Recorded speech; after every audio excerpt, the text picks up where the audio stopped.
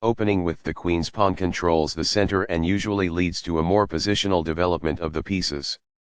The Indian game begins by controlling the important e4 square with the knight, rather than a pawn.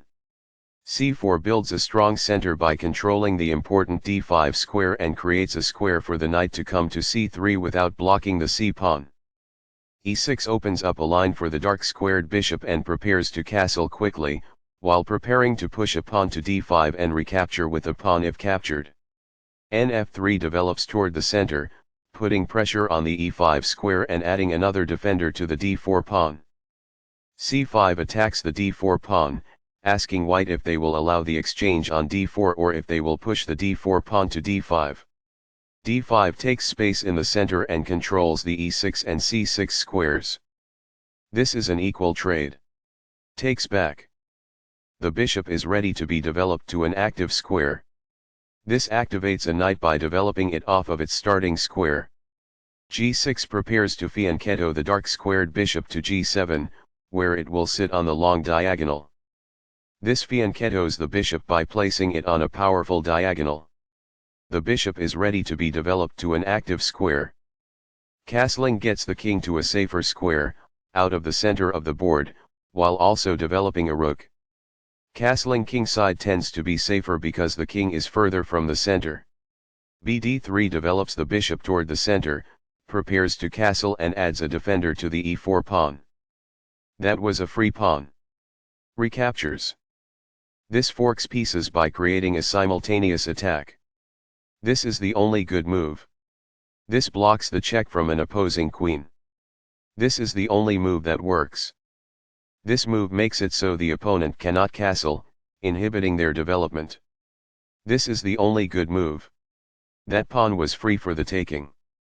This attacks a knight, winning a tempo when it moves away. This defends the attacked knight. This is the only move that works. This develops a knight off its starting square, getting it into the action. Castling gets the king to a safer square, out of the center of the board, while also developing a rook. Castling to the same side of the board as the opponent avoids some of the attacking associated with opposite side castling. This is the only good move. This offers to exchange pieces of equal value. It is the last book move. After all captures, this is an equal trade. It is good. This maintains the balance in material with a good trade. It is excellent. After all captures, this is an equal trade. It is best. Takes back. It is best. The rook is now on an open file, which helps control squares across the board. It is best. This defends the attacked bishop. It is excellent. This activates a bishop by developing it off of its starting square. It is good. This overlooks an opportunity to threaten winning a bishop. It is an inaccuracy. This defends a pawn that was under attack and had no defenders. It is best. The game was close to balanced, but now black is worse. It is an inaccuracy. This evades the check from the bishop. This is the only move that works. It is a great move. This is an equal trade. It is best. Recaptures. It is forced. This moves the bishop to a more active square, making it gain scope. It is best. This defends the attacked pawn. It is best. The opposing bishop is kicked by a pawn, and must now move or be captured. It is best. This threatens to kick a bishop. It is an inaccuracy. This is the only good move. It is a great move. This kicks an opposing bishop. It is good. This takes an outpost, an active square where the bishop cannot be kicked out by a pawn.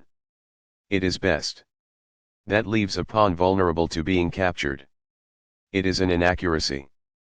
Capturing that pawn wins material. It is best. This move puts the queen on a safer square. It is best. Balanced, neither player ever had an advantage. That game was pretty competitive. Both players had an amazing opening.